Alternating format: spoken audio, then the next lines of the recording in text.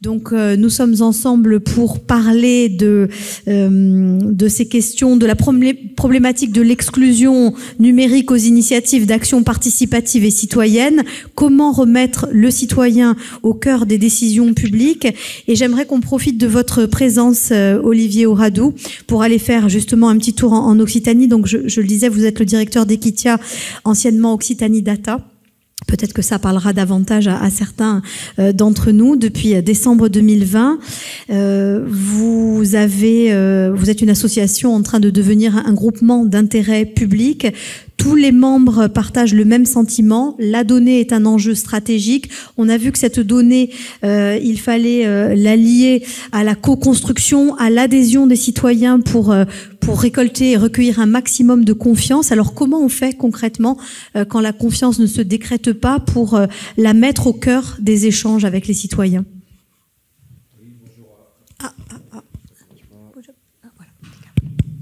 Bonjour à toutes et tous. Merci pour l'invitation. Juste une toute petite précision. Effectivement, on est basé à Toulouse, donc en Occitanie. Il ne faut pas faire les gros yeux, il y a rien de faux dans ce qui a été dit. Mais donc on peut parler des expérimentations qu'on mène. C'est pour nous un territoire d'expérimentation. On est bien une structure d'envergure nationale. Et d'ailleurs, on a parmi nos adhérents Rennes Métropole, qui, vous le savez tous, n'est pas situé en Occitanie. C'était juste la petite... Et on espère accueillir d'autres acteurs publics ou privés, peut-être des acteurs corses. Prochainement, on y travaille. Mais oui, cet engagement des citoyens, c'est quelque chose qui est pour nous au cœur d'une des approches qu'on a sur les enjeux de l'économie de la donnée. Au départ, Occitanie Data, qui s'appelle désormais Equitia, dans cette volonté d'ouverture au national, c'est créé pour... l'idée, c'était créer un cadre de confiance pour développer l'économie de la donnée. Un cadre de confiance sur des axes éthiques, des modèles économiques équitables, des solutions technologiques permettant d'accéder à la donnée tout en préservant la confidentialité. Et le fait de faire dans la co-construction avec les citoyens, c'est dans nos gènes et c'est même marqué dans la convention constitutive du futur groupement d'intérêt public qu'on crée. Donc c'est bien pour indiquer qu'on c'est pas des mots en l'air. Pour autant, c'est pas simple. La formule magique, on l'a pas. On voit ce qui se fait dans pas mal de territoires, parce qu'effectivement, quand on dit les territoires, donc les collectivités qui animent ces territoires, elles ont toutes peu ou prou cette appétence, cet intérêt pour le citoyen, pour faire avec ses administrés. Certaines font des conférences de consensus, d'autres des conventions citoyennes, etc. Nous, on a pris le parti, parce qu'on n'est pas une collectivité, qu'on n'a pas ces moyens, on n'a pas non plus les mêmes pratiques, mais on a pris le parti d'essayer d'avoir l'approche d'ateliers de co-construction pour impliquer des citoyens. On a créé, nous, le premier asset qu'on a créé, c'est une charte éthique des usages de la donnée. On l'a travaillé en 2019, publié à l'été 2020.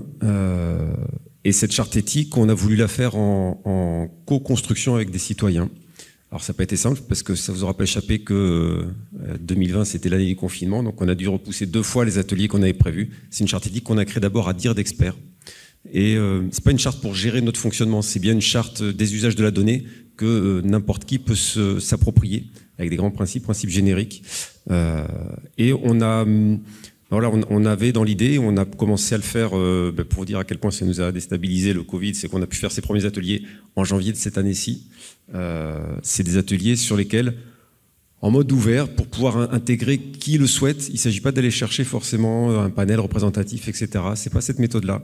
Mais c'est bien de pouvoir s'adresser à tout le monde, à tous les citoyens, ceux qui sont éloignés du numérique, comme ceux qui ne le sont pas à travers.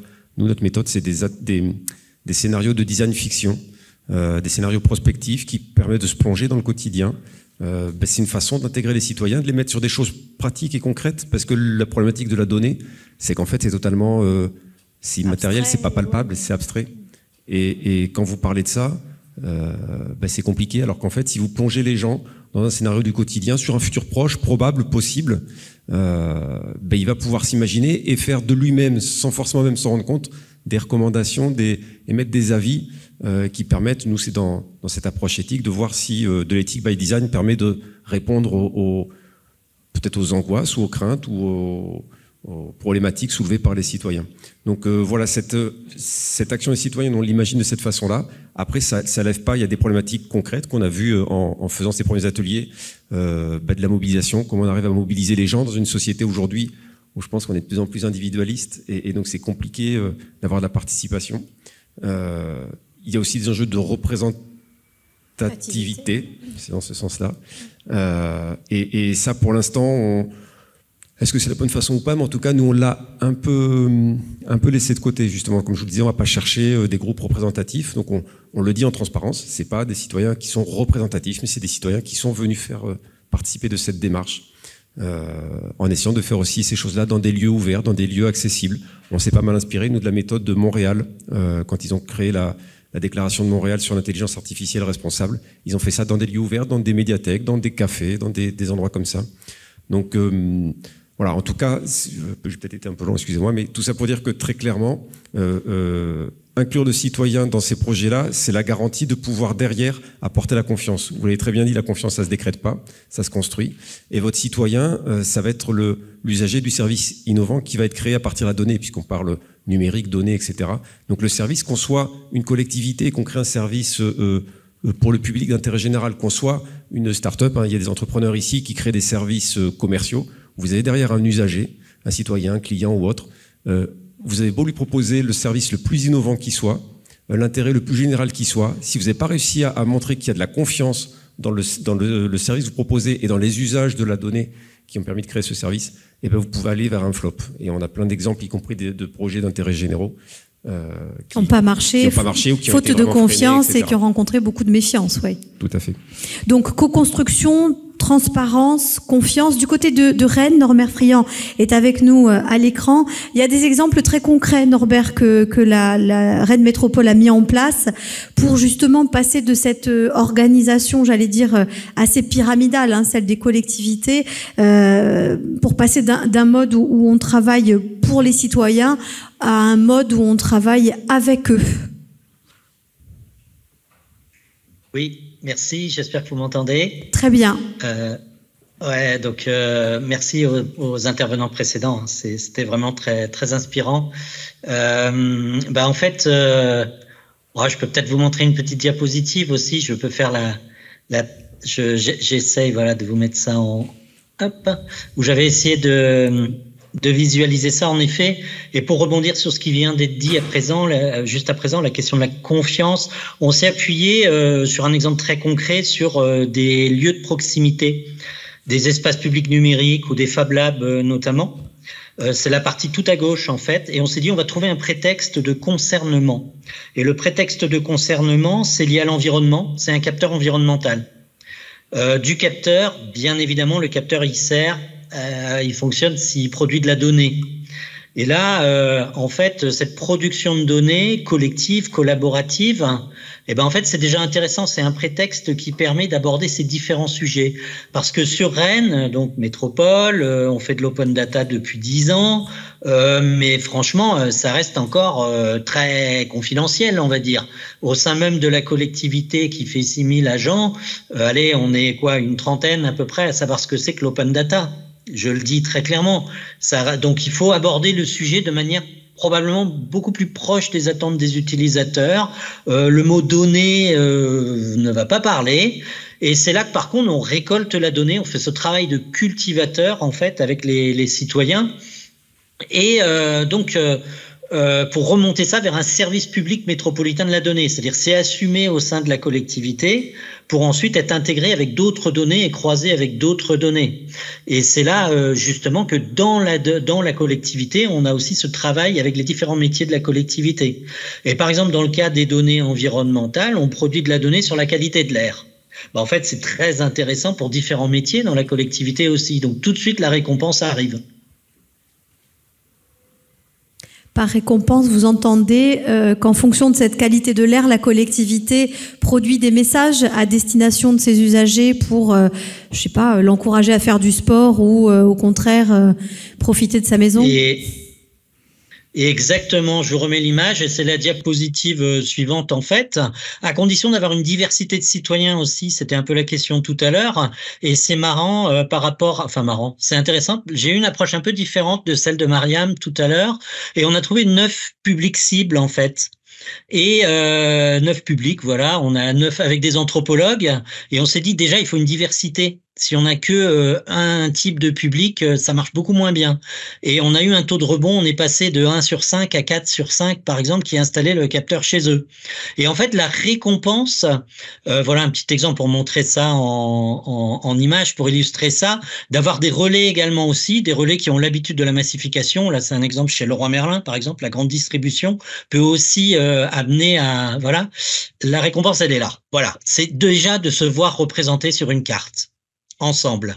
Ça, c'est visualiser ces données avec un niveau de précision, bien sûr, qui protège aussi le citoyen contributeur pour pas descendre trop précisément et l'identifier trop précisément. C'est l'intérêt marqué de l'institution par cette participation citoyenne, de la fiabilité des données, on le constate sur 4 ans, 5 ans de récolte de données avec les citoyens, finalement, leur capteur qui vaut 20 €, en fait, il produit une donnée qui est quasiment aussi précise que des capteurs, des fois, à 10 000 € financés par de l'argent public. Donc, on se rend compte que finalement, avoir à l'échelle de là, c'est la région Bretagne, 500 capteurs à 20 €, c'est finalement plus performant qu'un seul capteur à 10 000 €.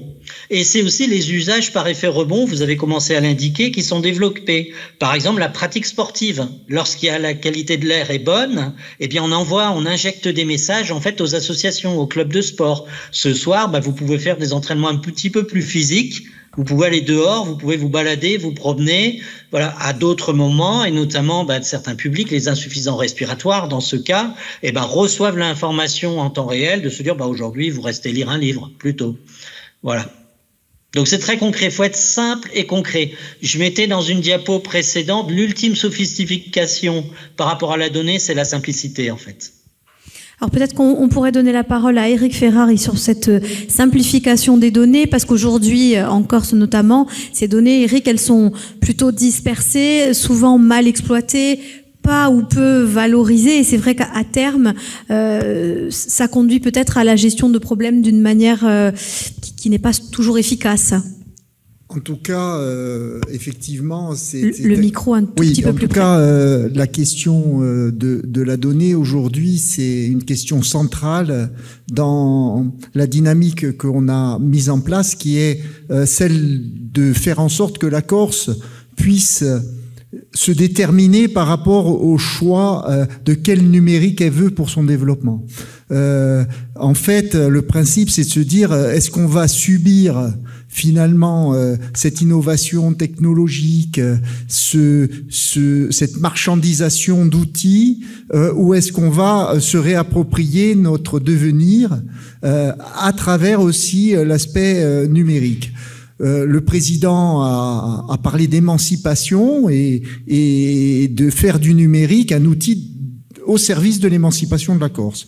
Et ça passe par un objet central, on s'en est aperçu collectivement, qui est cette gestion de la donnée. Et cette gestion de la donnée, elle nous permet d'objectiver les projets et nos ambitions. Et aujourd'hui, le problème que nous avons par rapport à cette donnée, c'est qu'en effet, d'abord, beaucoup de démarches qu'on a entreprises depuis 2013 en matière d'open data, n'a pas convaincu de nombreux acteurs publics qui n'ont pas ouvert leurs données, alors que la loi pour la République numérique les y oblige. Donc on voit que c'est pas par la législation qu'on va pouvoir inverser le mouvement. Le mouvement doit être un mouvement de réappropriation des enjeux de développement de territoire, et cette réappropriation, elle va passer par la donnée, mais par la donnée mutualisée, pour pouvoir créer des dynamiques d'intelligence collective. Or, en Corse, on voit bien que les démarches, notamment d'action publique, sont souvent en silo, souvent chaque collectivité agit sur son micro-territoire, et finalement, les liens ne se font pas. Et donc, nous pensons qu'aujourd'hui, il faut se réapproprier la donnée pour qu'elle devienne un vrai outil au service du développement, mais de tous. Et pour ça, il y a des préalables. Les préalables, ce sont des valeurs éthiques autour duquel se construit cette donnée et se partage la donnée. Parce qu'on s'est aperçu que si on ne partait pas sur des ambitions qui étaient d'abord celles de la confiance, hein, Olivier en parlait tout à l'heure, c'est-à-dire la confiance autour du numérique, le fait que les données soient hébergées ne serait-ce qu'en Corse, donc que l'on puisse avoir un hébergeur souverain de la donnée en Corse sur la donnée d'intérêt public, qu'on ne soit pas soumis à des prédations de sociétés qui souhaitent faire usage de la donnée pour je ne sais quelle finalité, eh bien, nous ne pourrons pas nous développer. Et là, cette prise de conscience, elle est en train d'émerger petit à petit. Maintenant, il faut la concrétiser, et c'est un apprentissage d'une démarche collective. Par rapport à Rennes, par exemple, hein, qu'on connaît bien parce que Rennes est modeste, mais depuis des années, Rennes a une démarche extrêmement offensive vis-à-vis de l'animation de collectifs citoyens, et c'est une ville qui est très dynamique en matière d'associations de quartier, d'initiatives citoyennes, et donc il y a une émulation. Nous, il faut qu'on crée cette dynamique en faisant en sorte de créer autour de ce service public de la donnée qu'on va construire, eh bien, une vraie émulation et une vraie adhésion de tous. Et c'est tout l'enjeu du travail qu'on est en train de faire au niveau de la collectivité. C'est plus une collectivité qui va diriger, mais c'est une collectivité qui va animer un collectif pour fédérer les actions et mutualiser aussi les compétences. Ce qui manque trop souvent aussi aux petites collectivités, par exemple. D'autant que la donnée isolée n'a pas beaucoup de sens ou d'intérêt. Il faut pouvoir encore la croiser et la rendre disponible, accessible et digeste pour qu'elle aide justement les politiques à construire des projets de développement. J'aimerais qu'on finisse ce tour de table avec Tamia Maury, chef du service numérique à la direction des systèmes d'information et du numérique, pour l'exemple de l'ACAPA et de la ville d'Ajaccio, puisque vous travaillez actuellement à la co-construction du plan numérique territorial. Et Eric y faisait allusion, il faut à la fois de la démocratie participative, de la présence, des contributions également sur des plateformes, sur Internet pour concerner un maximum de citoyens pour qu'ils s'approprient cette thématique. Oui, et ça va rejoindre ce qu'a dit Monsieur Radou. Donc la CAPA, vous connaissez, 80 000 habitants, une ville au centre et 9 autres communes. Et en ce moment, un énorme travail pour co-construire le plan numérique territorial. Qu'est-ce que c'est? Ça va être un document directeur qui va dicter les grandes lignes de l'action de la CAPA en matière de numérique, donc des lignes stratégiques et un plan d'action évidemment. Et donc, qui dit un service numérique dit au service du citoyen. Donc, comment est-ce qu'on les construit, ces services? Comment est-ce qu'on répond aux attentes du citoyen? La démarche, elle a été construite autour d'une participation citoyenne, à la fois en physique, avec l'organisation d'ateliers de co-construction, et à la fois avec une plateforme en ligne de participation citoyenne. Donc ça peut être paradoxal de dire on va consulter les gens sur le numérique, consultons-les de façon numérique, mais en fait non, ça nous a quand même ramené énormément d'idées, de contributions, où les questions posées, elles sont simples, elles sont de dire de quel service numérique avez-vous besoin, de quel accompagnement avez-vous besoin, quel est votre avis sur les services existants, et quelles sont aussi vos attentes, vos idées de projets pour améliorer la vie quotidienne sur notre territoire, pour répondre à vos attentes, pour vous faciliter la vie. Donc des choses assez générales avant d'arriver au spécifique. Donc les personnes ont répondu soit à titre individuel, soit au titre d'association, au titre de conseil de quartier, au titre d'entreprise. Donc on a eu vraiment des réponses variées. Je ne pense pas qu'on ait atteint une représentativité parce que comment est-ce qu'on peut dire qu'on est représentatif? Je ne le sais pas. Mais par contre, on a vu que les attentes se rejoignent entre les personnes qui ont répondu en ligne les personnes qui sont venues physiquement à ces ateliers-là de co-construction et aux discussions qui ont eu lieu au sein de l'ACAPA avec les élus, avec les agents, avec les directions, les éléments se rejoignent. Et ce qui est très intéressant dans les ateliers, c'est que quand on a accès directement aux citoyens et qu'on ouvre le dialogue, le débat est très riche. Le débat est très riche parce que on leur dit de quel service numérique avez-vous besoin. Et le débat il s'arrête pas à la compétence de l'ACAPA. Un citoyen, lui, ça lui est un service numérique, il sait pas si un citoyen lambda, il sait pas s'il est fourni par son agglo, par sa commune, par sa région, ça lui est égal, ou par l'État. Donc évidemment, les avis, les attentes qu'on a collectées, elles sont beaucoup, beaucoup plus larges que l'action de l'ACAPA. Donc c'est ça en venait aussi à des débats philosophiques sur quelle est la place du numérique dans votre vie, quels sont les usages que vous avez aujourd'hui, que vous souhaitez développer, qui ne vous plaisent pas. Donc ça s'est transformé en débat beaucoup plus large que ça. Mais au moins sur la partie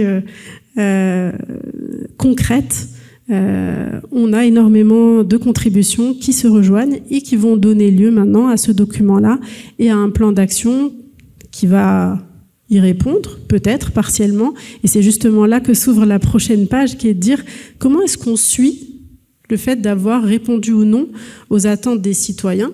Donc ça veut dire que ça doit être une démarche itérative, une démarche qui est en amélioration continue, de pouvoir savoir est-ce qu'on a répondu à vos attentes, qu'est-ce qui vous manque, non c'est pas tout à fait ça, et donc on apprend en marchant ou on marche en apprenant. Il faut poursuivre cette démarche-là qui est à la fois de co-construction et à la fois de pouvoir corriger le tir et avancer dans la bonne direction selon les attentes des citoyens. Et d'ailleurs, je ne crois pas trahir votre pensée, Tamia, en dévoilant que vous réservez le droit d'ouvrir cette manière de fonctionner, cette méthodologie à d'autres projets d'aménagement, éventuellement, puisque ça a assez bien fonctionné. Je voudrais donner la parole à notre dernier interlocuteur invité à cette table ronde, Bernard Ducesari, qui dirige le Hub Corsica. D'abord, peut-être pour nous présenter cette structure toute jeune, puisqu'elle a été inaugurée il y a 4 mois à peine, et dont le but est de fédérer et de former l'ensemble des acteurs du territoire en matière d'inclusion numérique. Là aussi, un travail vaste en perspective. On sait que 10 à 15% de la population nationale souffre d'électronisme, et en Corse, alors ça représente combien d'usagers? Plusieurs dizaines de milliers. Puisque nous cumulons un certain nombre de faits statistiques comme une population âgée, des populations aussi dans des quartiers défavorisés, et donc on arrive à en fait un nombre de personnes qui se retrouvent finalement éloignées du numérique, plus ou moins de ce numérique qui commence à être je dirais relativement important par rapport à la population totale. Donc pour revenir à la présentation du Hub, le Hub Corsica, c'est une association régionale qui existe que depuis quelques mois, qui a été initiée par la collectivité de Corse et l'association MAO, et qui est financée par, je vois Monsieur Ducasse, bonjour, par la Banque des Territoires au démarrage, et qui est soutenue toujours et continuellement par la collectivité de Corse et le service d'Éric Ferrari, qui est à mes côtés. Donc le but de ce hub, qui est d'animer le réseau de la médiation numérique en Corse, regroupe un nombre d'acteurs qui est important, et en plus de typologies extrêmement variées, qui va de l'association qui travaille dans un quartier défavorisé à une maison France Service, à une commune, une PCI. Enfin, c'est un champ très large, et je dirais que le but final, je dirais, du hub, c'est que on puisse faire remonter à la fin, dans un temps, j'espère, le plus court possible, qu'il y a le plus petit nombre possible de personnes qui n'aient pas accès à leurs droits. Voilà. Le but, c'est d'arriver à passer un crible le plus fin possible, donc d'être exhaustif avec les acteurs, et pour qu'il n'y ait personne qui échappe à l'action de ces acteurs, justement, pour rester, dans ses droits, et voilà. Merci pour la présentation de votre activité au quotidien. La parole est à vous. Si vous souhaitez participer, c'est le moment de le faire. Interpeller l'un ou l'autre de nos intervenants. Ou si entre vous, vous souhaitez vous poser des questions, n'hésitez pas à le faire. Vous me faites un petit signe, comme d'habitude, et je viens jusqu'à vous. Je l'attendais, Marie-Laure.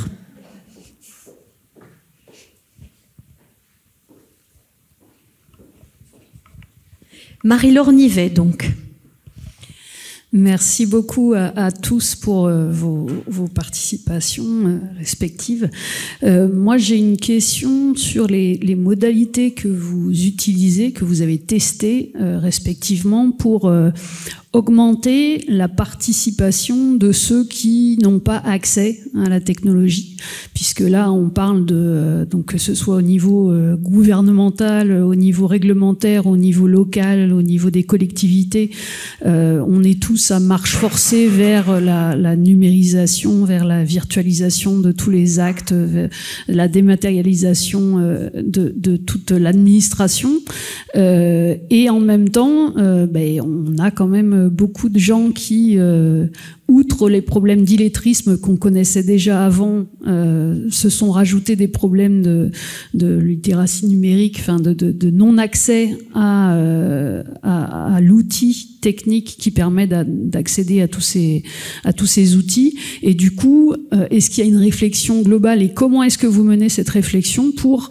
vérifier que les outils continuent à être accessibles à ceux qui en ont peut-être le plus besoin et qui n'en ont pas le loisir. Et elle ne parle pas que des dinosaures qui n'ont pas de portable, hein. Qui a envie de se saisir de cette question? Pas tous en même temps. Bon. Aujourd'hui, pour ce qui nous concerne en Corse, hein, disons-le, on a une démarche qui est quand même assez, entre guillemets, originale, puisqu'on a mené depuis 2011, tous les 2 ans, un baromètre du numérique, même s'il est sondagier, hein, mais en tout cas, il témoigne de taux d'équipement, de grands chiffres réalignés sur les bases CREDOC, hein, c'est-à-dire sur les grands recensements qui se font au niveau national, et qui aussi fait le focus sur les gens qui sont les plus marginalisés. Bon. On s'aperçoit au fil du temps que le taux d'équipement, alors je parle pour la Corse, est important, y compris dans les familles les plus défavorisées, c'est-à-dire dans les familles qui sont en fracture sociale. Aujourd'hui, la pénétration des équipements numériques se fait dans toutes les classes sociales en Corse. Ensuite, il y a le problème de la capacité à utiliser ces équipements. Nous disons dans le SDAN, on le dit très clairement, on ne peut pas conduire à marche forcée la dématérialisation des services publics. C'est une ineptie. Il faut intermédier. Et pour faire cette intermédiation, on a été conduit à soutenir une mise en réseau des acteurs de cette médiation qui ne couvrent pas tout le territoire corse. En fait, on a beaucoup de trous dans la raquette. Et donc, à ces acteurs d'investir ce sujet collectivement pour apporter un soutien, non pas matériel, parce que le matériel, les gens s'équipent, mais en tout cas pour l'accompagnement aux usages. Mais ensuite, il y a un prisme à ça. C'est qu'on ne voudrait pas être le marchepied d'une dématérialisation forcée par l'investissement de médiateurs payés par les collectivités et par les collectivités locales au service de cette dématérialisation tout craint. Parce que, comme le disait Tamia, il y a aussi d'autres usages en Corse que de payer son amende en ligne ou de remplir sa déclaration d'impôt. Il y a d'aller la contester directement au bureau. Même si c'est important. Et aujourd'hui, on a donc cette question de la dématérialisation un peu à marche forcée qu'on assiste dans l'administration. Comment on accompagne ça? Hier, il y a eu une journée de tous les conseillers numériques France Service sur ce point-là, il ne faut pas le négliger, mais il y a aussi un accompagnement beaucoup plus important qui doit être mené sur, que ce soit l'ENT, par exemple, l'espace numérique de travail dans les lycées-collèges, qui a été un vrai ballon d'oxygène pour toutes les familles quand il y a eu la période de confinement et de Covid. Donc on s'aperçoit que si nous n'investissons pas les sujets numériques, on risque effectivement, comme tu le sous-tends dans ton propos, d'avoir du numérique subi pour beaucoup, avec une marginalisation potentielle de la société, être mis au banc de la société parce qu'on ne peut pas faire les démarches à minima. C'est le cas, par exemple, de la polémique autour du RSA dématérialisé, de l'allocation RSA qui a été complètement dématérialisée. Et donc là, il y a de vrais sujets, mais le sujet va bien au-delà sur l'appropriation du numérique pour l'émancipation de la Corse. Et ça résonne aussi à des cas comme la langue corse, par exemple. Si on veut que la langue corse soit vivante, il faut qu'elle existe aussi dans l'espace du numérique pour que, elle se diffuse et elle se fasse valoir. Et on y arrive encore à la donnée, et c'est-à-dire faire de la donnée un vrai bien commun, en tout cas pour des données qui sont d'intérêt public, en faire du bien commun et pas du bien marchand. Et travailler sur le bien commun virtuel, c'est aussi une de nos priorités. Alors, je ne sais pas si c'est complètement la réponse que tu attendais, mais en tout cas, on veille au grain sur le fait que nous ne voulons pas, à un moment donné, trouver une solution qui serait technologique, ou si vous voulez faire une démarche, faites-la en ligne, et puis derrière, il n'y a plus d'humain, et tout ça est confié aux intelligences artificielles. On en a bien vu les limites ce matin et en début d'après-midi. Bonjour, Louis Dujarrier, étudiant en L3 Sciences de l'éducation et actuellement en stage dans le numérique éducatif. Là, je reprends la comparaison de Madame Nivet par rapport à l'illettrisme. J'ai l'impression qu'on se retrouve un peu dans la même situation avec l'illelectronisme. Pardon, excusez-moi. Déjà, je pense que ça va être un combat dans la longue durée. Et qu'il y a des inégalités fortes qui subsistent encore maintenant au niveau du vocabulaire chez les jeunes, et ça sera sûrement pareil pour le numérique. Là, dans mon stage, excusez-moi, j'ai l'occasion de passer de classe en classe, et on parle de compétences supposément maîtrisées par les maîtresses, par exemple, mais pour des trucs tout bêtes comme brancher un vidéoprojecteur ou changer le temps de veille d'un ordinateur. Et ça, c'est la réponse quand j'étais à la DS2N. Malheureusement, c'est pas le cas, et c'est vrai que ça fait des gros freins sur des petits problèmes basiques, quoi. Et je sais pas ce qui pourrait être mis en place pour aider toutes les classes dans lesquelles je suis passé ont eu des difficultés. Et du coup, ça pose la question de la sous-utilisation, notamment des tableaux numériques interactifs remplis de puces, qui sont utilisés comme de simples vidéoprojecteurs. Et donc, autant au niveau des subventions qui sont perdues que des puces, pour l'environnement, c'est du gâchis. Et enfin, oui, je pense que ça va pas se finir en une génération, parce que dans ma classe en L3, il y a une bonne maîtrise des réseaux sociaux, mais dès qu'on parle de traitement de texte, d'envoi de mails, il y a des difficultés fortes. Et donc voilà, je pense que je sais pas si c'est une question ou un témoignage, mais dans 20 ans, on aura des problèmes forts qu'on a déjà maintenant. Enfin, voilà. Je sais pas si vous voulez rebondir.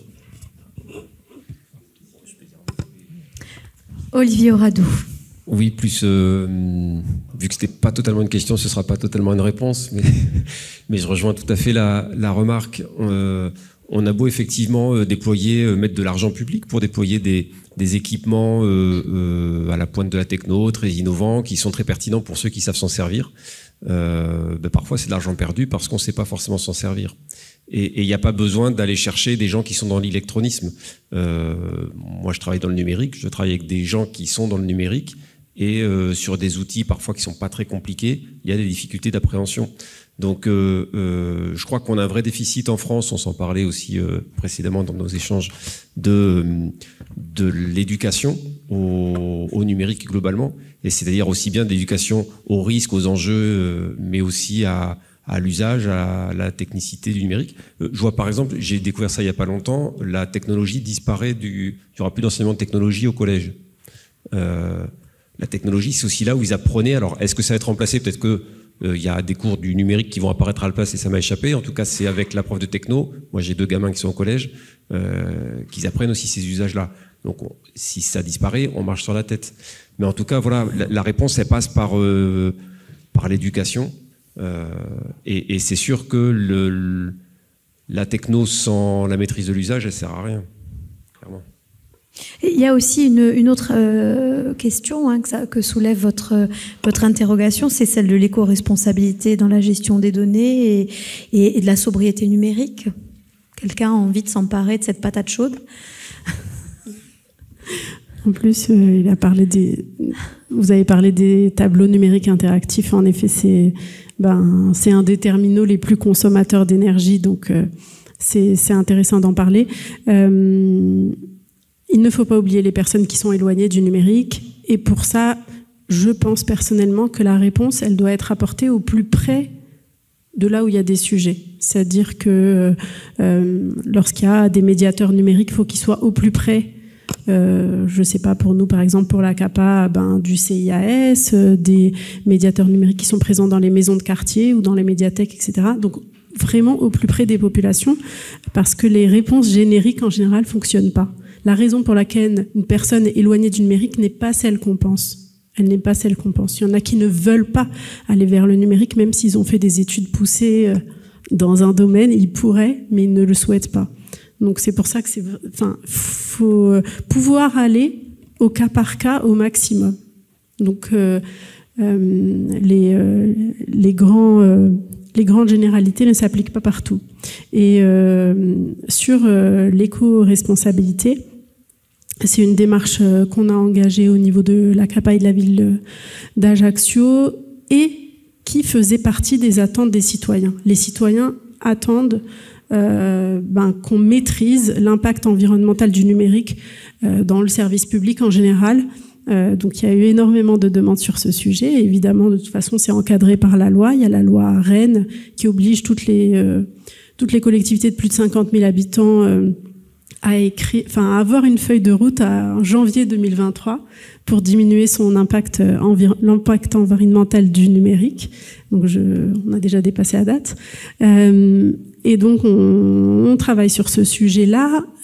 Et cette démarche-là aussi, elle doit être participative et itérative parce que ça nécessite de travailler de manière transverse. C'est pas que les services techniques qui vont s'occuper de réduire l'impact environnemental du numérique, puisque la grande partie des actions à mener, elles portent sur l'usage, sur notre manière d'utiliser le numérique, notre manière de consommer, même, j'irai plus loin, le numérique et surtout les terminaux. Parce que les terminaux représentent, selon les dernières études de l'ADEME et de l'ARCEP, entre 70 et 90% de l'impact environnemental du numérique. Donc, en gros, faut pas changer de smartphone dès qu'on a envie ou dès qu'il y a le dernier smartphone qui sort. Faut pas acheter les derniers écrans juste parce qu'ils sont jolis et que mon collègue a le même, mais au contraire, essayer de donner, de rallonger la durée de vie des équipements qui sont le plus consommateurs sur le numérique.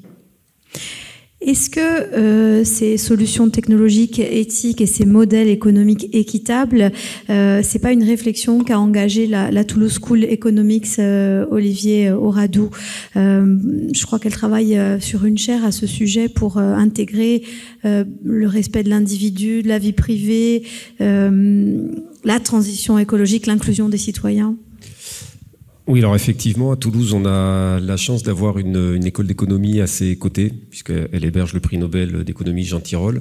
Et la Toulouse School of Economics, elle s'est notamment spécialisée sur l'économie des plateformes. Et on travaille, nous, avec eux depuis le début, puisque dans notre approche sur la confiance et sur l'éthique dans l'usage de la donnée, il y a cette idée d'avoir de faire émerger des modèles éco sur la valeur de la donnée qui soient équitables, avec une juste répartition de la valeur créée pour l'ensemble des acteurs qui ont permis de la créer.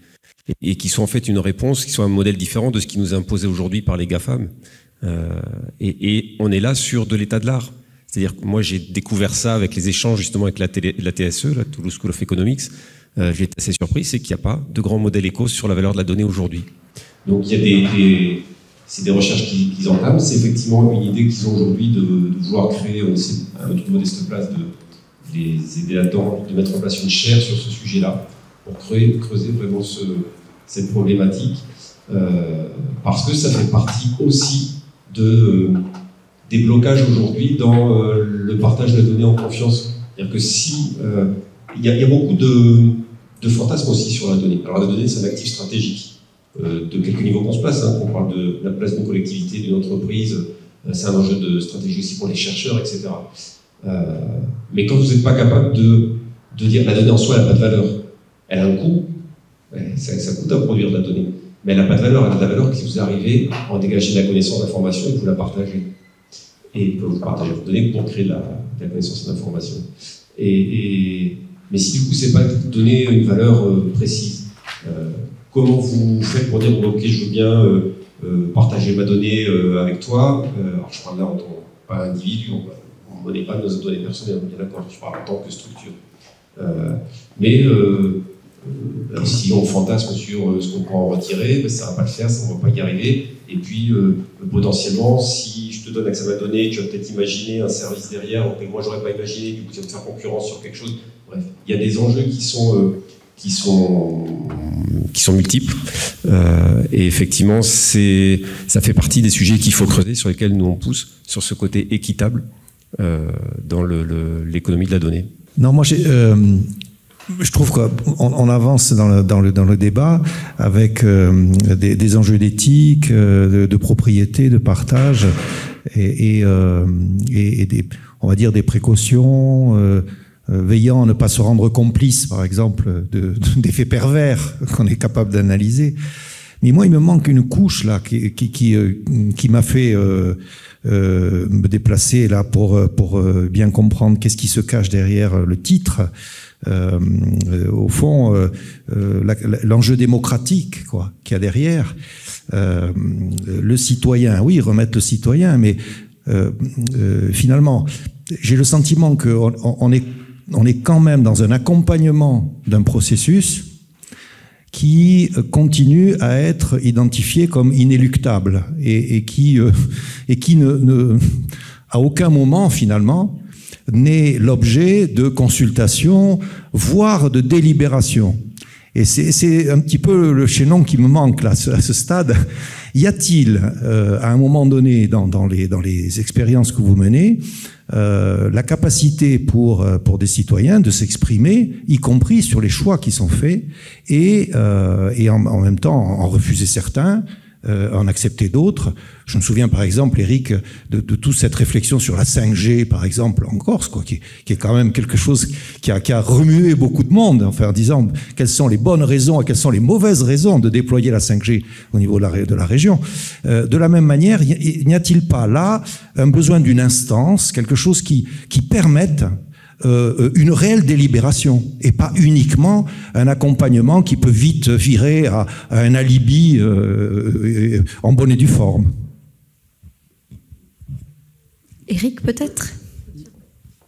Il y a un vrai sujet d'intelligence collective autour de ces questions de développement numérique. Pour plusieurs raisons. Alors, on parlait d'électronisme. Ce que je voulais faire une parenthèse quand même sur une partie des enquêtes qu'on a fait sur l'appréciation du numérique par les Corses. On s'est aperçu qu'il y a une catégorie de la population qui se considère et qui veut rester dans l'électronisme. C'est-à-dire qu'il y a des gens qui revendiquent leur statut de « je ne veux pas faire d'efforts parce que ça ne me sert à rien ». Et dans cette partie-là, eh bien, ces gens-là, le problème qui se pose pour nous, c'est qu'en dehors de cette approche quantitative que nous avons fait, il y a des vrais problèmes sociologiques et anthropologiques liés à l'appropriation de ces technologies. On en parlait sur la traduction de la Corse, par exemple, sur un moteur de recherche. Si aujourd'hui une recherche sur Pascal Paoli, par exemple, sur un moteur de recherche, hier, elle faisait remonter une page qui décrivait l'homme politique des Lumières, Pascal Paoli. Et si aujourd'hui, sur la page de recherche, remonte le camping Pascal Paoli, le bar Pascal Paoli et le restaurant Pascal Paoli, avec 3 étoiles ou 4 étoiles où on peut bien manger, etc. On a des choix de société qui se font malgré nous. Et tout ça, c'est des dispositifs qui sont en place, c'est les plateformes, ce sont les GAFAM qui imposent leur modèle. À nous de créer le modèle alternatif. Et dans les enquêtes que l'on a fait, les Corses répondaient à l'enquête, nous, Internet, ça sert à nous former. Ça nous a étonnés parce que quand on a vu Internet, ça sert à nous former, on a été un peu interloqué par ce résultat de sondage. Donc, les 2 années suivantes, on a essayé d'affiner pourquoi les gens répondaient ça. Et en fait, les gens vont voir des tutos sur YouTube pour se former à faire la vidange de leur véhicule, etc. Mais est-ce qu'il y a un tuto je parle à François, pour la fabrication du brooch? Eh bien, il n'y en a pas. Et donc, on s'aperçoit que finalement, l'appropriation qu'on pourrait se faire du bien commun ou du bien patrimonial de la Corse à travers ces réseaux, les Corses, on ne la fait pas. Donc, quelque part, l'investissement, il dépend aussi de nos collectifs et de notre capacité à nous mobiliser collectivement. Individuellement, on ne pourra rien faire. C'est pour ça qu'il faut ici qu'il y ait des personnes qui prennent en main cette mobilisation collective pour débattre sur ces enjeux du numérique, prendre ce qu'il y a de bon et laisser de côté ce qui est moins bon. On peut pas... Ensuite, c'est des jugements de valeur. Mais aujourd'hui, ce débat-là, il n'a pas lieu dans la société insulaire. Pourquoi? Parce que le numérique, au vrai sens du terme, il est accaparé, il est balayé par notre quotidien informationnel et notre dynamique. Et il n'intéresse pas vraiment.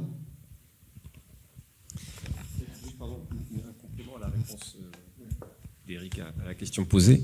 Et peut-être que Norbert, du coup, qui est toujours derrière moi, peut en dire 2 mots, parce qu'il existe dans certains territoires, c'est le cas à Rennes, si je ne m'abuse, des conseils du numérique qui mobilisent les citoyens, qui sont là aussi pour voter, pour prendre des décisions. À Brest, encore les Bretons, je ne suis pas breton, mais ils font des choses bien.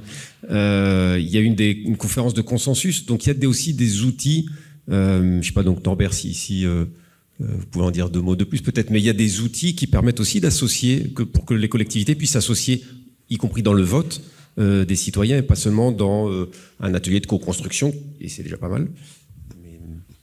Oui, mais merci. Oui, c'est assez récent, hein, et c'est issu d'ailleurs d'un débat qu'on a eu sur l'arrivée de la 5G. Où on m'a demandé d'animer en fait un débat parce que c'est pas du binaire l'arrivée de la 5G, ça dépend comment on le met en place, c'est pour ou contre. Et au final, on a eu 54 propositions, dont une proposition de monter un conseil citoyen du numérique responsable. Et là, en fait, on a tiré au sort 1500 Rennais, donc tirage au sort sur des listes. Et donc, on a un conseil citoyen qui se réunit, ce sont des bénévoles, des volontaires de différents, c'est le tirage au sort qui les a réunis et ils sont à leur 3e avis en fait. Le premier avis, et ils se sont auto-saisis de la question de l'e-administration. Et en fait, de l'exclusion que peut amener l'administration électronique. Ça a été le premier avis qu'ils ont formulé. Donc un regard bienveillant et critique en même temps, et des propositions. Le deuxième avis, et vous voyez, ça rejoint des choses qui ont été dites tout à l'heure, ils l'ont formulé sur l'impact du numérique sur la santé mentale des jeunes. Voilà, et le troisième avis, ils sont en train de le co-construire sur l'impact de l'arrivée de l'IA, de l'intelligence artificielle, par rapport au service public et au processus de décision notamment. Donc c'est un dispositif qui est arrivé durant ce mandat et qui progresse par itération aussi, donc qui n'est pas figé. Et voilà. Alors, moi, je voulais revenir sur l'électronisme, parce que tout à l'heure, il a été mentionné notamment le fait qu'il y avait des personnes donc, qui ne sont pas du tout au fait du numérique, d'autres personnes qui, par exemple, comme des jeunes, peuvent être très à l'aise sur les réseaux sociaux, mais avec beaucoup de difficultés sur du traitement de texte, par exemple. Et moi, par exemple, j'ai eu l'occasion de donner des cours sur la partie traitement de texte, tableur ou présentation de type PowerPoint à des étudiants qui, justement, ont cette aisance avec les téléphones, avec les ordinateurs de manière générale, mais ont des problèmes avec la navigation sur Internet ou avec les traitements de texte, les tableurs, etc. Et je me dis, est-ce qu'il n'y a pas aussi une identification plus précise à faire sur l'électronisme? Parce que les réseaux sociaux et les smartphones de manière générale sont devenus présents dans la vie de tout le monde et dans notre quotidien, mais c'est pas forcément parce qu'on en possède un et qu'on en utilise un qu'on a une connaissance du numérique. Et j'ai l'impression, c'est plus une réflexion et une question à la fois, j'ai l'impression que la manière dont on veut résoudre ce problème-là, ce serait en donnant des cours sur des sujets spécifiques, ou ce qui se rapprocherait le plus de ce qui se fait actuellement, donc en utilisant des logiciels particuliers, par exemple la suite Microsoft qui, dans l'univers administratif français, sont les logiciels les plus communément admis. Or, si on nous met un logiciel différent entre les mains, on ne sait plus rien utiliser. Et en fait, l'éducation ne devrait-il pas se faire via la logique du numérique et en fait donner des clés de manière très globale, de la même manière qu'il y a des expérimentations dans des classes de primaire pour apprendre à détecter des fake news, où en fait on n'est pas dans l'éducation d'un cas particulier, mais dans une approche extrêmement globale, dans une réflexion globale qui permet en fait d'adapter notre connaissance au sujet à toutes les situations, peu importe l'outil qui va évoluer, parce que, comme on peut le voir maintenant avec l'évolution des technologies, on est amené à avoir des outils qui seront ceux de demain, ne seront pas ceux d'aujourd'hui, comme n'étaient pas ceux d'il y a même pas 5 ans. Voilà.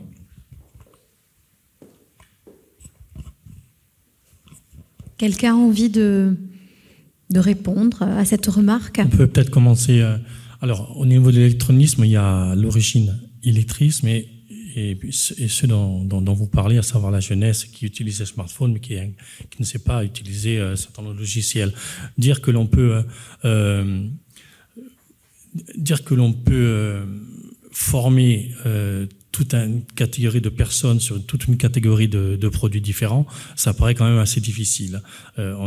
Après, est-ce que l'on doit se maintenir simplement dans les logiciels Microsoft et ne pas aller vers les logiciels libres qui existent? Ça, c'est aussi un choix qui doit se faire dans le cadre de ce qu'on a vu dans le rapport Smarties ou dans ce que doit faire le Hub. On doit essayer d'orienter les publics en situation d'électronisme vers l'utilisation de logiciels en particulier, vers les logiciels libres. Il y a des moyens, il y a des moyens pour le faire. Il y a des outils. Je sais qu'il y a des structures, par exemple à Ajaccio, des médiathèques. Nous, dans le cadre des adhérents du Hub, il y a beaucoup d'ateliers qui sont réalisés. Alors, il y a ceux qui se maintiennent dans les outils classiques Microsoft. Et puis il y a ceux qui essayent de montrer qu'il existe aussi des logiciels libres, y compris sur le web, qui sont tout à fait capables de faire la majorité des opérations. Après, c'est un cadre qui est un peu imposé parfois d'utiliser du logiciel payant. On c'était plus peut-être la logique des logiciels en fait pour les utiliser tous. C'est ça. En fait, ce serait pas justement de donner des cours ou apprendre à utiliser quelque chose en particulier.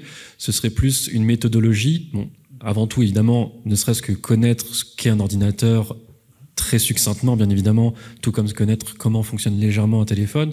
Mais au-delà de cela, ce serait par exemple pour former les gens à être autodidactes. Parce que au-delà de former quelqu'un sur un logiciel, on pourrait leur apprendre, parce que ça, tout le monde y passe maintenant, à naviguer de manière déjà sûre et intelligente sur Internet. Et au lieu de se retrouver dans la situation, je me retrouve dans une situation où j'utilise un logiciel que je ne connais pas, vu que je ne connais pas, je ne fais pas, je me bloque. D'essayer de faire comprendre qu'on peut, en faisant quelques recherches, de manière intelligente, encore une fois, parce qu'il y a des façons de faire des recherches, qu'on peut retrouver nos réponses très simplement, parce que maintenant Internet apporte des solutions presque clé en main pour comprendre en 5 minutes quelque chose qui aurait été beaucoup plus compliqué avant. Et je prends cet exemple-là parce que dans mon cursus universitaire, nombre de mes camarades se retrouvaient parfois dans notre propre cours pour apprendre un logiciel, confrontés à une problématique dont ils n'avaient pas la solution. Et le premier réflexe, c'était demander à quelqu'un qui apprend aussi et du coup n'a pas la connaissance, donc ça n'a pas de sens, ou ne rien faire. Mais pas aller rechercher de soi-même, ne pas demander à un professeur. Et en fait, c'est ça que je veux dire, c'est plutôt apprendre à réfléchir avec le numérique pour mieux le comprendre. Tamia et ensuite Graziella Louisi. J'ai une partie de réponse qui est vraiment contradictoire par rapport à ce que vous venez de dire, c'est que je pense vraiment qu'il y a de l'accompagnement au cas par cas à faire parce que les questions des uns et des autres vont pas être les mêmes. Ma grand-mère va dire à mon jeune cousin, va dire toi qui es sur ton téléphone toute la journée, tu peux m'aider à faire ma déclaration d'impôt? Non, mon cousin, il est toute la journée sur TikTok. Il sait pas faire une déclaration d'impôt. Mais même ceux qui ont envie d'y aller et d'être accompagnés, on ne peut que les accompagner un par un selon leurs besoins et avec une démarche bienveillante. C'est-à-dire en disant pas, vas-y, c'est en ligne. D'ailleurs, si tu comprends pas en ligne, il y a aussi le tuto. D'ailleurs, si tu comprends pas, demande à Google, demande à YouTube. En y allant de la manière la plus bienveillante et au cas par cas possible, on pourra y arriver. Ce qui n'empêche pas l'idée qui est énoncée au début, qui est de dire il y a des généralités qu'on doit apprendre à l'école, il y a des généralités qu'on doit apprendre au collège, comment on se sert d'un ordinateur, comment on cherche l'information dont on a besoin quand on l'a pas, et peut-être que ça s'appelle je sais pas si ça une culture du numérique, mais un peu une base commune. Qu'on pourra apprendre à l'école, mais qui n'empêche pas qu'il y aura besoin d'assister les personnes au cas par cas, je pense. Olivier, 2 dernières questions. Ouais, et Alexandre Vican dans les starting blocks, qui a noirci son cahier depuis le début. Non, très rapidement, juste alors de façon provocante, je dirais, maintenant il suffit de demander à ChatGPT et puis il te donnera un tuto pour n'importe quel outil qu'on veut utiliser. Mais de façon plus sérieuse, moi je dirais que cette question, elle a le mérite aussi de poser le sujet de...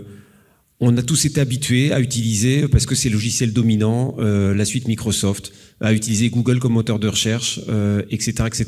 Et ça pose la question, quand on est en responsabilité dans une collectivité ou dans une structure qui fait de la médiation, etc., de dire qu'est-ce qu'on veut apprendre et qu'est-ce qu'on transmet. Et je vous donne un exemple, puisqu'effectivement je viens de l'Occitanie. La région Occitanie a lancé, est sortie, ou est en train de sortir, mais en tout cas la décision est prise, de la suite Microsoft. Ils ne vont plus utiliser la suite Microsoft. Il y a la ville de Montpellier en train de prendre, la métropole Montpellier, la même réflexion, et notamment parce qu'ils se posent la question de l'intervention de l'IA générative ChatGPT qui va être déployée dans les suites Office 365, et parce qu'ils ne veulent pas que cette ChatGPT rentre dans l'ensemble des activités de leurs agents, ils suspendent, ils font un moratoire, ils vont réfléchir à comment ils font derrière. Donc il y a aussi une prise de position, on parle de souveraineté, à une réflexion là-dessus à avoir par rapport à ces enjeux. Graziella Louise est directrice de la Fondation. Alors moi, ma question, elle est peut-être un peu plus éloignée de ce qu'on vient d'évoquer jusqu'à maintenant, et elle concerne en fait l'acculturation des élus, et je pense aux élus des petites communes, parce qu'évidemment, la CAPA, Rennes Métropole, Montpellier, je pense que voilà, là, il y a un accompagnement certain et des équipes derrière extrêmement structurées et avec les compétences nécessaires. Et en fait, on parle beaucoup de la donnée, on a parlé de la donnée toute la journée, cette donnée au service du développement du territoire, mais pour beaucoup d'élus, je pense que c'est un sujet qui est encore très éloigné de leurs priorités. Et donc moi, ma question, alors peut-être qu'elle s'adresse à Olivia Oradou parce qu'on en a un peu parlé, comment on accompagne ces élus justement pour acculturer sur la question de la donnée. Et on a aussi parlé de la mutualisation de compétences, et je voudrais aussi savoir comment cette mutualisation de la compétence s'opérationnalise aujourd'hui, et est-ce qu'il y a des retours d'expérience là-dessus ? Je vais essayer de ne pas faire trop long sur ces 2 questions qui pourraient permettre d'y passer une après-midi. Sur le sujet de l'acculturation des élus, nous c'est un sujet qu'on essaie d'aborder avec nos moyens, mais il y a un vrai enjeu, et même pas forcément que pour les petites collectivités. On peut, je citerai pas lesquels par charité chrétienne, mais on peut trouver dans des grandes collectivités des élus même en charge du numérique qui sont en fait assez éloignés des sujets, qui pensent au sujet de l'infra, de déployer une infra ou amener les tuyaux pour amener la fibre un peu partout.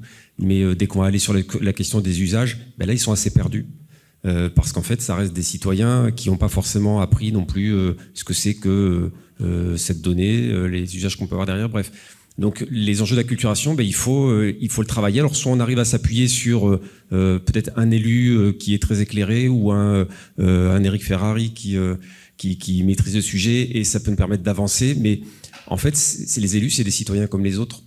Et donc du coup, excusez-moi si j'espère que je ne vexe aucun élu, mais non mais très sincèrement, ces travaux, ces sujets d'acculturation, par des ateliers, parfois ça peut être du serious game, parfois ça peut être, il y a différentes méthodes. Il y a plein d'acteurs en France qui font de l'acculturation, de la médiation, de l'intervention. Donc, il y a des outils à déployer, à utiliser, et c'est vrai que commencer par les décideurs, qu'ils soient élus ou décideurs économiques, des chefs d'entreprise aussi, et y compris des gens aussi dans les ministères ou autres. Voilà, c'est par eux peut-être aussi qu'on devrait commencer. On parle beaucoup des enfants, mais ceux qui sont en responsabilité aujourd'hui ont aussi besoin d'être acculturés. Et la deuxième question, pardon, c'était... Ah oui, les outils de mutualisation.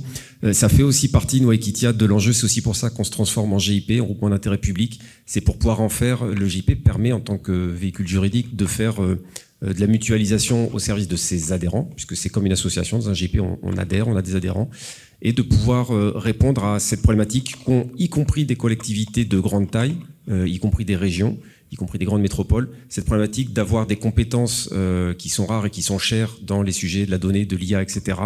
Et bien à un moment donné, si on veut pouvoir avancer, on n'aura jamais les moyens de concurrencer les GAFAM et autres, et la Silicon Valley qui nous les attire à coups de millions. Mais par contre, on peut, en se regroupant, en mutualisant, à la fois avoir des compétences communes et puis aussi faire un portage, avoir une structure qui permette de porter des projets qui concernent différentes collectivités, là où aujourd'hui chacune fait va chercher les subventions nationales pour faire dans son coin son projet, en se disant on va faire de la réplicabilité derrière, mais en même temps, une fois qu'on dit qu'on va faire la réplicabilité, elle n'est pas vraiment mise en pratique parce que quelle autre collectivité va aller s'emparer du projet développé par une autre collectivité.